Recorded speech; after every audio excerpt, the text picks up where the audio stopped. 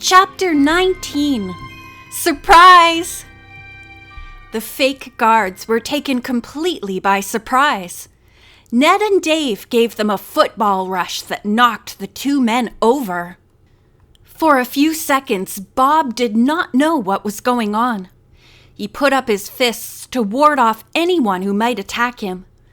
Instantly, Nancy and Bess came to his rescue. Quickly, they untied his blindfold and pulled the gag from his mouth. "Nancy!" Bob cried out. "Where did you come from?" Without waiting for an answer, he pitched into the fight to help Ned and Dave. The kidnappers were quickly subdued. Exhausted, they did not try to escape. Nancy introduced her friends to Bob. He thanked them for rescuing him and said, "How did you ever find me?" Nancy explained and added, "Oh, Bob, we're so glad to see you." He managed a smile. "Am I glad to see you? How's everything at the dig?" Quickly, Nancy told about the attempted thievery, then asked, "Who kidnapped you?" Bob confirmed that it was Kit Cadle. By the way, he does use the alias of Tom Wilson. Nancy quizzed the prisoners, but they sat on the ground, looking glum and refusing to answer. Bob said he did not know their names, but the men were pals of Kit Cadle. "Did you hear the radio message I sent that a ham picked up?" Evidently, he passed it on. "Yes, to a broadcasting company," Nancy replied. "Later, we learned the ham thought you were in this general area." Just then, George and Bert came around the side of the hill. They stopped short at the surprising scene before them, then hurried over, full of questions. Swiftly, Ned explained the situation, and Nancy introduced the newcomers to Bob. Then she turned to George. "Why did you leave the well house?" "Because the police have the well house surrounded. One of the officers spotted us and said it wasn't necessary for us to keep watch. We came to see if you needed our help." Bob nodded. "How about tying up these men? There's some rope in that car of theirs. And by the way, the ignition key is in it." The two prisoners suddenly tried to make a break, but they were quickly stopped by the four boys. Since it seemed best for all of them to hold on to the men, George went to the car and found the rope. She helped tie the men's hands behind their backs and hobbled their feet. The prisoners sat down again, glaring at their captors. Bert offered to bring back a couple of policemen who were staking out the well house. While Bert was gone, Bob explained how he had been kidnapped. "It happened while I was near the dig," he said. "These two guys came out of nowhere. While one of them stuffed a gag in my mouth, the other one grabbed me and tore my shirt. A piece of it came off in my hand when I tried reaching for the guy's arm.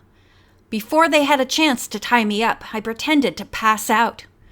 I staggered toward a tree and stuck the material in it.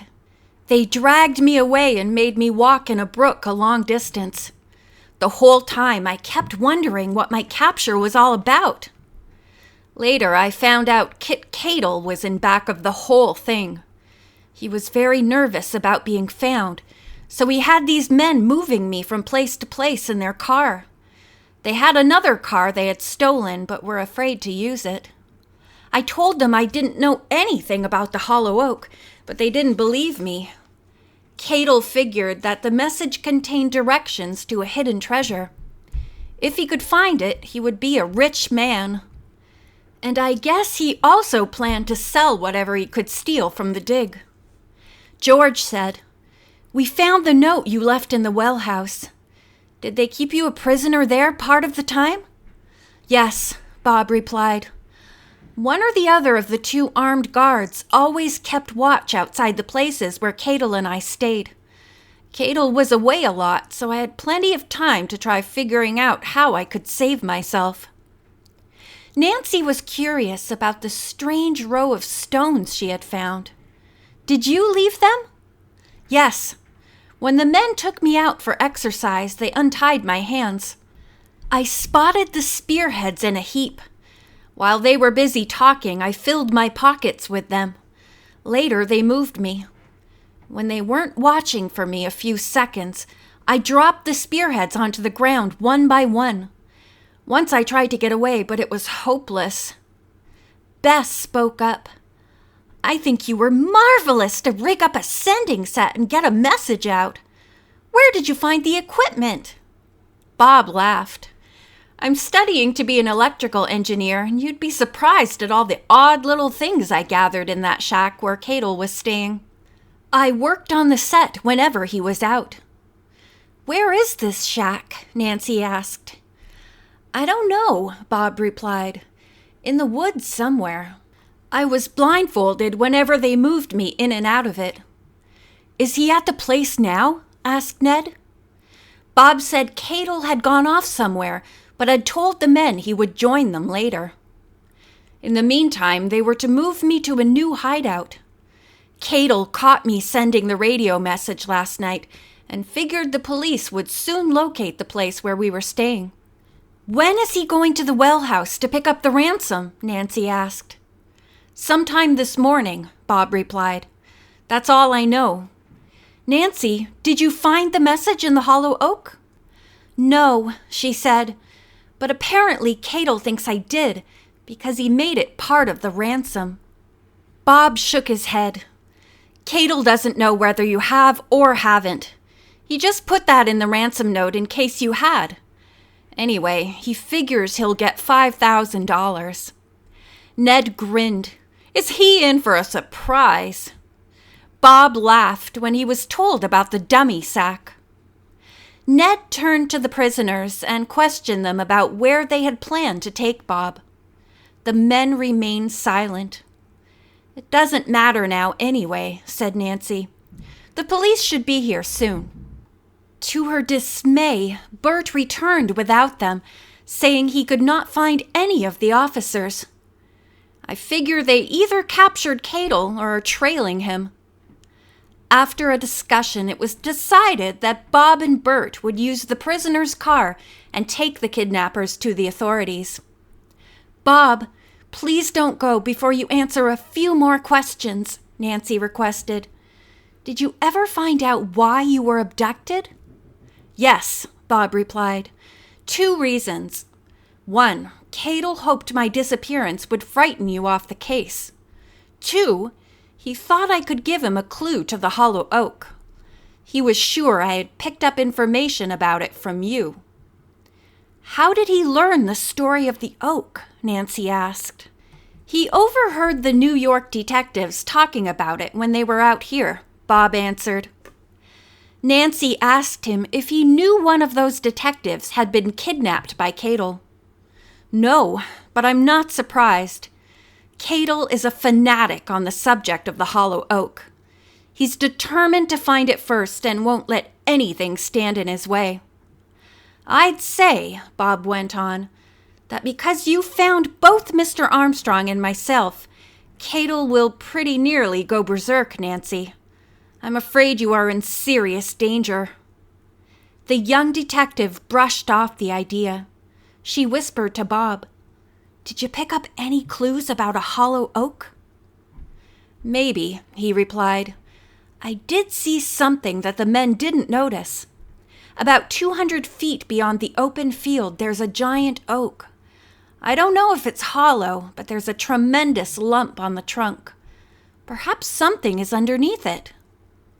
Ned remarked in a concerned tone, I think the quicker we get these prisoners to State Police headquarters, the better. The other young people agreed he was right. Bob and Bert started off with their captives. After they had gone, Nancy and her friends hurried across the open field and found the oak tree easily. There was indeed a good-sized hump on the trunk, but the tree was not hollow. Ned brought out his hunting knife and chipped off the bark over the lump. The others watched intently. Finally, his efforts were rewarded. Here's a lead plate, he said, and pried it loose. After he had cleaned it off, the initials PF were revealed. This was followed by an arrow pointing directly north. Bess sighed. Père Francois certainly must have traveled around to many Indian villages. When are we going to come to the end of our search? Good question, George replied.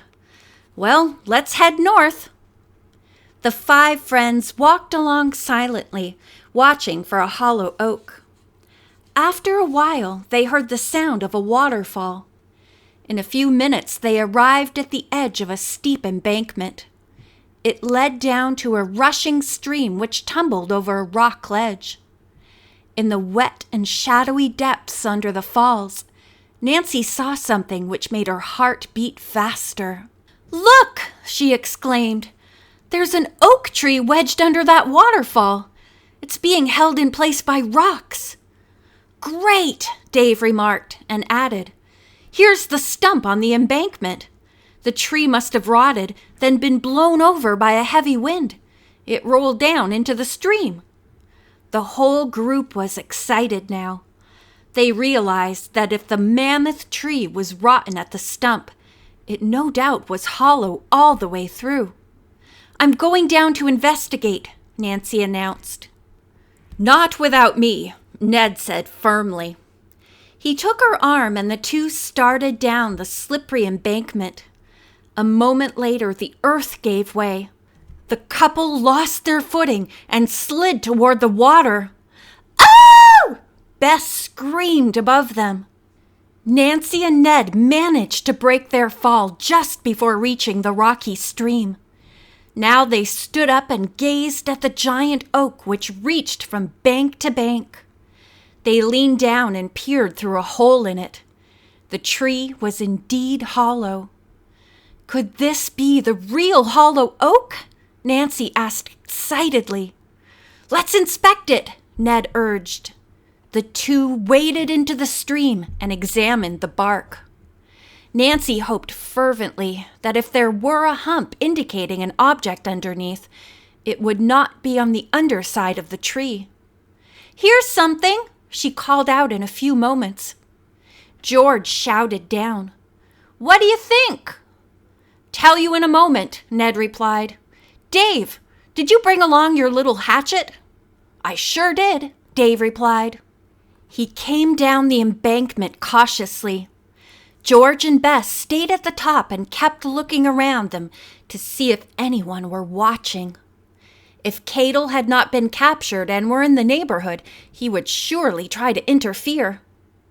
Using the hatchet, Dave soon uncovered another nameplate. On it were the initials PF, but there was no arrow. "We found it! We found it!" Nancy cried gleefully. The tree was quite rotted. The young people figured it could not have been in the water very long, or it would have fallen apart. After a few gentle whacks with the hatchet, they came to the hollow section. "Oh," Nancy murmured. Inside lay a long, narrow metal box. Ned lifted it out. Then the elated finders started up the embankment with it. "I can't believe it," Bess called down. "You found the treasure!" Nancy was almost too excited to speak. She could hardly wait to see what was in the box. Because of its size and weight, she realized there must be something more inside than just the message. The metal box was laid on the ground at the top of the embankment and brushed off. "Here are Père Francois' initials," George pointed. There was a lock, but no key. The metal had rusted, however, and with little effort, Ned pried the lid open. In the box lay a copper hunting horn decorated with exquisite Limoges porcelain work depicting scenes in France. "It's beautiful," said Bess, as Nancy lifted the horn from the box. "The message must be hidden inside," she exclaimed. Nancy was about to put her hand into the horn when a voice near the group commanded, "Hand that over to me." End of chapter 19.